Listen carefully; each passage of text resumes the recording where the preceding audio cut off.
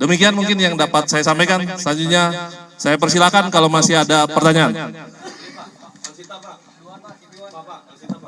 Ya, TV One dulu ya. Setelah itu Elvina.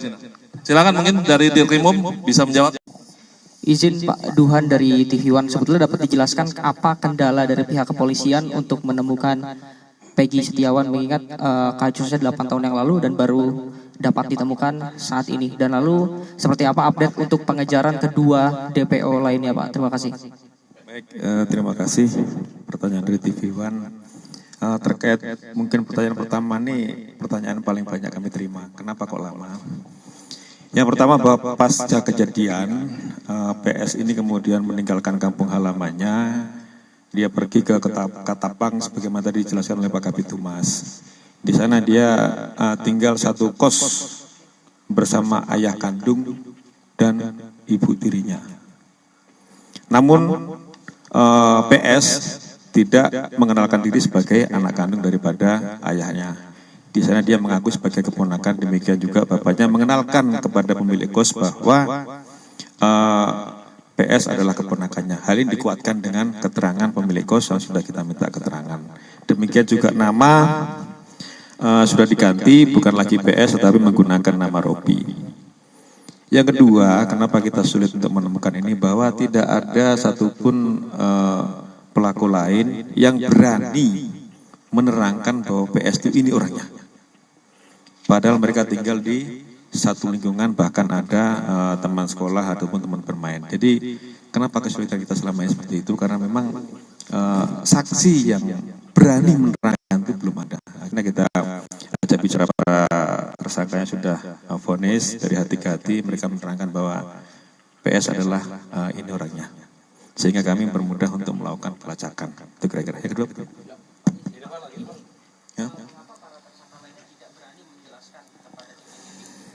Ya, itu mungkin ada alasan lain dari para tersangka ya. Apakah memang dia melindungi ataupun PS ini sejauh mana sepak terjangnya di kalangan mereka, ada yang bilang takut dan sebagainya.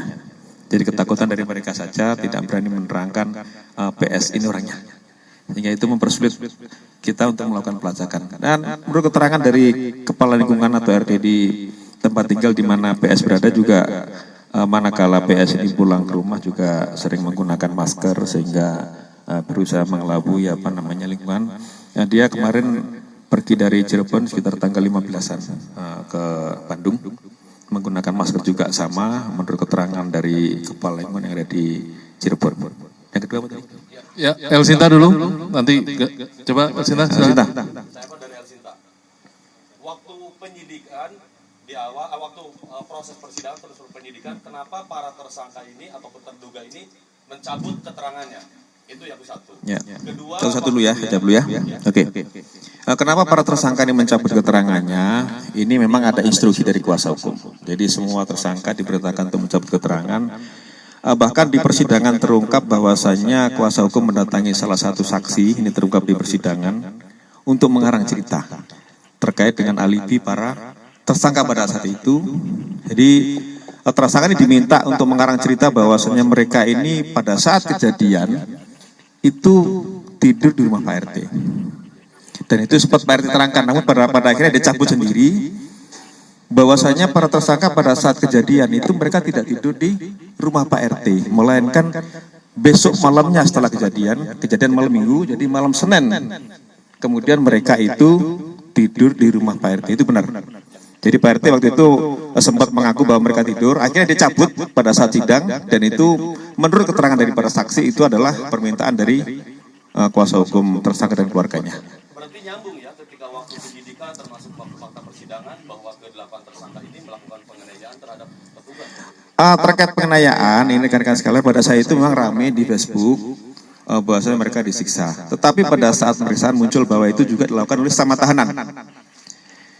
Dan kemudian pada saat itu telah dilakukan proses terhadap anggota yang jaga tahanan maupun penyidik, itu 15 orang sudah diproses terkait dengan kelalaian mereka dalam menjaga tahanan. Jadi ada upaya dari tahanan lain, mereka disiksa juga sampai penggep-penggep itu yang mana waktu itu muncul di Facebook kemudian rame, itulah yang kemudian menjadikan kasus ini tarik ke Polda Jabar. Jadi sesama tahanan mereka saling pukul, sehingga mengakibatkan mereka lebam-lebam, dan terhadap anggota 15 orang sudah dikenakan tindakan disiplin. Ya, ya. Bahkan di rutan juga salah satu tersangka mereka dipukuli sama mereka sendiri. Ini yang terungkap. Ya, silakan. Ya, silakan.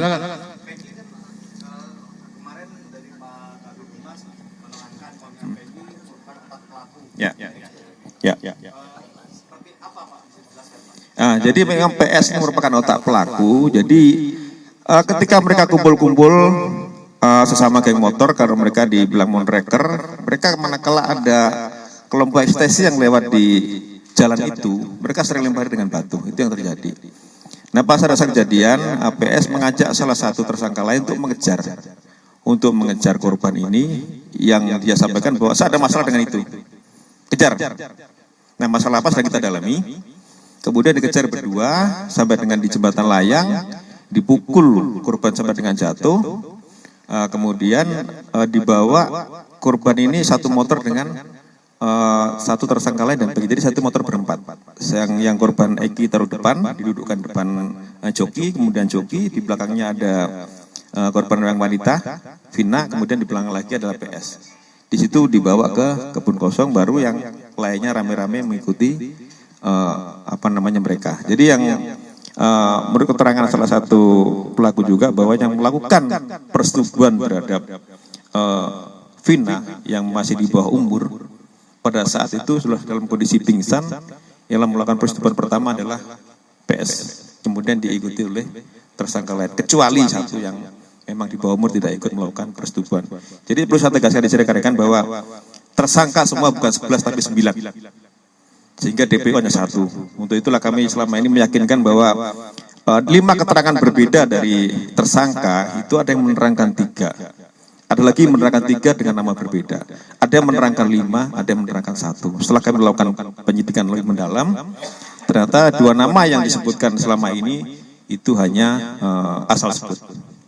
Jadi tidak ada tersangka lain. Namun apabila nanti di kemudian hari muncul tersangka lagi, ya kami akan periksa. Tetapi sejauh ini fakta di dalam penyidikan kami, tersangka atau DPO adalah 1, bukan 3. Jadi semua tersangka jumlahnya 9, bukan 11. 8 melakukan persetubuhan, yang 1 tidak. Tunggu ya, sebentar. Silakan.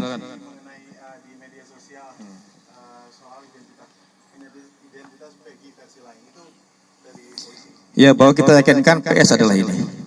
Kita sudah menyita sejumlah dokumen terkait dengan identitas, kemudian juga motor yang digunakan kita sudah dapat STNK-nya, walaupun motornya belum dapat, tetapi STNK kendaraan yang digunakan pada saat kejadian kita sudah mengamankan. Nah, kita meyakinkan ini dengan sejumlah dokumen, baik kartu keluarga, kemudian ijazah dan sebagainya, kita yakinkan bahwa ini adalah PS atau Peggy Setiawan.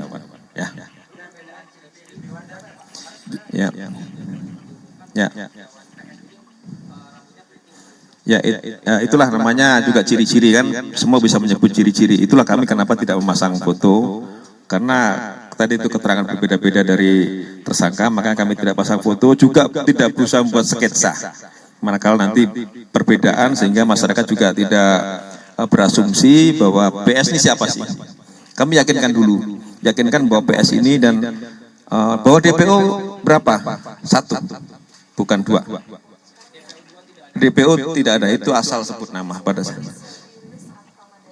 Ya, itu sudah kami dalami, ternyata yang 2 yang atas nama Dani dan Andi itu tidak ada. Jadi yang benar DPO 1 atas nama PS. Ya. Itu kita dalami dulu ya, terkait dengan motor pencitraan. Nanti kita mau dalami saksi yang lain. Nah, sabar terkait hal itu. Tapi pada saat PS menyampaikan kepada salah satu tersangka yang sekarang sudah menjadi narapidana, yang lain itu melempar, tapi pada saat pengejaran hanya berdua. PS menyampaikan saya ada masalah dengan orang ini. Tolong rekan-rekan ya, supaya tertib, tolong kita bergantian ya, karena mungkin masih banyak ini. Barangkali ada yang sebelum bertanya menyebutkan dulu dari media mana, sehingga kita kasih kesempatan untuk bergantian. Karena setelah acara rilis ini tidak ada lagi nanti doorstop ya. Tidak ada doorstop, jadi kami minta rekan-rekan manfaatkan kesempatan ini untuk bertanya. Tapi tolong disebutkan medianya, sehingga kita akan beri kesempatan secara bergantian. Silakan dari belakang dulu. Ya, ya. Yang terpidana yang kemarin itu sudah bermufakat untuk memberikan keterangan bohong tentang siapa pelaku utamanya, Pak, ya. Terus kemudian ini kan disembunyikan identitasnya oleh orang tuanya.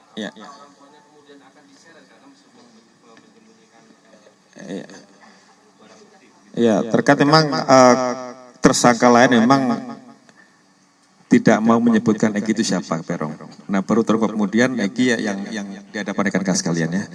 Terhadap orang tua pelaku atau PS sudah kita minta keterangan kemarin, baik itu bapak kandungnya, kemudian ibu tirinya, kemudian juga ibu kandungnya, kemudian juga pemilik kos di Ketapang, kemudian kepala lingkungan yang ada di Cirebon sudah kita minta keterangan semua.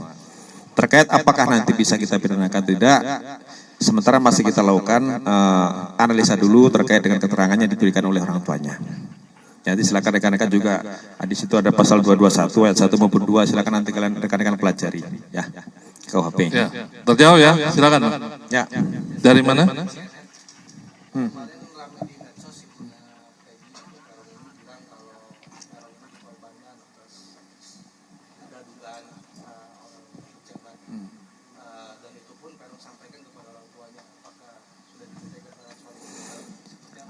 Sudah, jadi perlu saya tekankan di sini bahwa tidak ada anak pejabat terlibat di sini. Kami sangat kooperatif dan transparan terkait penyidikan ini. DPO ya hanya satu, PS.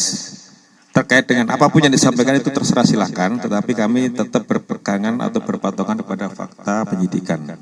Jadi tidak kita berasumsi maupun di media sosial dan sebagainya. Terhadap penyidikan yang kita lakukan, kita berpedoman kepada fakta, bukan asumsi. Ya. Oke. Mungkin sebelum bertanya, saya perlu tegaskan juga bahwa dalam proses penyidikan ini, rekan-rekan penyidik itu mendapatkan keterangan dari lebih dari 2 saksi, ya, lebih dari 2 saksi yang menyatakan bahwa tersangka PS berada di lokasi pada saat kejadian. Jadi kita bukan mereka berdasarkan asumsi. Tolong dipahami ini, rekan-rekan. Tentu teman-teman penyidik bekerja berdasarkan prosedur yang ada, ya, berdasarkan prosedur yang ada dan alat bukti serta barang bukti yang didapatkan. Itu mungkin yang perlu saya tambahkan. Silakan yang masih mau bertanya. Ya, silakan. Ya. Ya. Ya.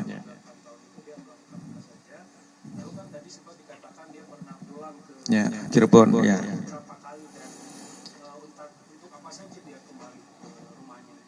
Jadi perlu sampaikan di sini bahwa orang tua kandungnya PS ini merupakan mandor bangunan yang sering menerima pekerjaan-pekerjaan borongan, baik itu pembangunan rumah maupun renovasi. Nah, di situ punya kelompok tukang ataupun pekerja bangunan. Nah, PS ini termasuk salah satu di antara pekerja bangunan yang ikut juga bapaknya manakala mungkin ada proyek bangunan. Dan perlu keterangan juga dari teman-temannya di sana bahwa PS memang sering keluar kampung, dalam artian dia bekerja sebagai tukang bangunan, dia memang jarang pulang ke rumah. Selama pelariannya dia pernah tahun 2019 kembali ke Cirebon, kemudian balik lagi bekerja, kemudian balik ke Cirebon lagi, begitu terus. Karena memang dia sering mencari pekerjaan di luar kampung halamannya sebagai pegawai buruh bangunan. Kira-kira. Ya. Masih ada? Sana dulu mungkin belakang, silakan. Tempo. PS ini mengakui sangkaan itu kepada penyidik atau tidak? Terus yang kedua, untuk status DPO berarti sudah tidak ada lagi DPO. Ya, terhadap PS kami tidak mengejar apa itu pengakuan apakah yang bersangkutan itu pelaku tidak. Yang jelas saksi-saksi sudah kita dapatkan semua terkait keterlibatan PS sebagai otak daripada peristiwa ini. Jadi kita tidak memperhatikan lagi terhadap keterangan PS. Yang penting kita sudah mengumpulkan saksi-saksi kunci dan keterangannya sudah kita minta dari para saksi. Itu kira-kira. Tidak ada lagi DPO berarti. Tidak ada lagi DPO. Jadi DPO sudah kita tangkap hanya 1 orang. Akankah nanti penyebar hoax ini Tunggu ya. Sabar. Silakan yang di depan. Dari mana? Kompas. Oke, silakan. PS ya. Oke. Identitas ini tuh dipindahkan secara tertulis seperti KTP. Langkah atau hanya di aplikasi atau seperti apa? Ya, yang pertama teridentitas ini nama panggilan. Demikian juga di akun Facebook juga menggunakan itu. Jadi di tempat tinggal kemarin ya terakhir PS ini menggunakan nama panggilan ya.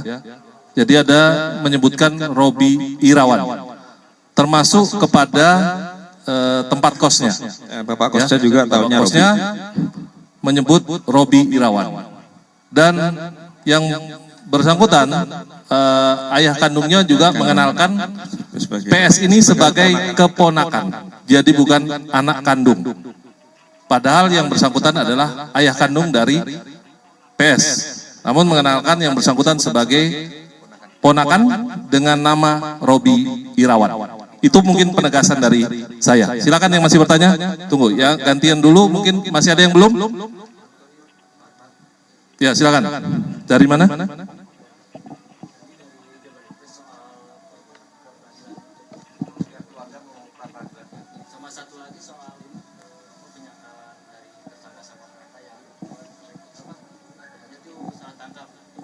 Oke, silakan Ya, Pak Dir. terkait pra-peradilan kami belum menerima pemberitahuan surat terkait pra-peradilan. Namun manakala akan ada pra-peradilan itu adalah hak daripada tersangka. Dipersilakan saja untuk melakukan pra-peradilan, nanti kami akan hadapi pra-peradilan itu. Kemudian yang terkait salah tangkap semua sudah diuji di pengadilan. Jadi apapun keterangan yang dulu sudah pernah disampaikan oleh para pelaku, ini sudah diuji oleh pengadilan. Bahkan sampai ke tingkat kasasi. Dan itu sudah vonis, jadi saya kira itu tidak perlu dipersoalkan lagi ya. Tidak ada salah tangkap. Dan berarti orang tua Peggy ini sengaja menyembunyikan Peggy di KTP selama 8 tahun itu dengan dia menyebut bahwa dia adalah keponakan ikut terlibat menyembunyikan. Ya, saya kira itu salah satu upaya dari pihak keluarga mungkin menyembunyikan keberadaan daripada PS ini dengan mengelabui lingkungan bahwa nama PS bukan PS tapi Robi, panggilannya Robi. Itu dikuatkan dengan keterangan dari pemilik kos juga ya. Masih ada? TV One lagi. Ya, silakan.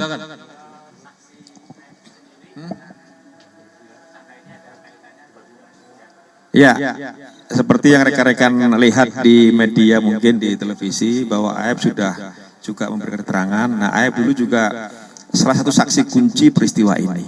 Namun pada saat peristiwa yang dulu dia tidak bersedia atau tidak berani bersaksi di pengadilan, sehingga waktu itu yang dibacakan adalah BAP dia atau keterangan dia, dan itu dilakukan di bawah sumpah. Tetapi sekarang kita sudah melakukan juga pemeriksaan pada yang bersangkutan, pemeriksaan ulang. Dan perlu rekan-rekan ketahui bahwa seluruh saksi ini sekarang sedang dalam proses untuk perlindungan LPSK. Sehingga kita harapkan nanti semua saksi bersedia untuk hadir di persidangan, tidak lagi dibacakan keterangannya di bawah sumpah, tetapi kita berharap saksi-saksi kunci peristiwa ini mau hadir di persidangan, sehingga tidak ada lagi asumsi bahwa ini saksi bikinan dan sebagainya. Semua saksi akan kita harapkan hadir di persidangan di bawah nanti perlindungan LPSK. Ya, itu kira-kira. Cukup ya? Cukup ya? Cukup ya rekan-rekan? Oke? Ya. Nanti Ada lagi? Nanti hak tersangka nanti di sidang pengadilan ya. Tentu harus didampingi oleh tersangka ya. Sudah. Cukup. Sudah ya. Tunggu. Agar tertib rekan-rekan. Ya, tunggu. Sabar. Sabar ya. Sabar. Ya, kami persilahkan. Jadi nanti kita akan mendengarkan keterangan dari tersangka. Oke, silakan. Ya, bawa. Sudah. Ya rekan-rekan, tolong tertib. Nanti kita sama-sama mendengar.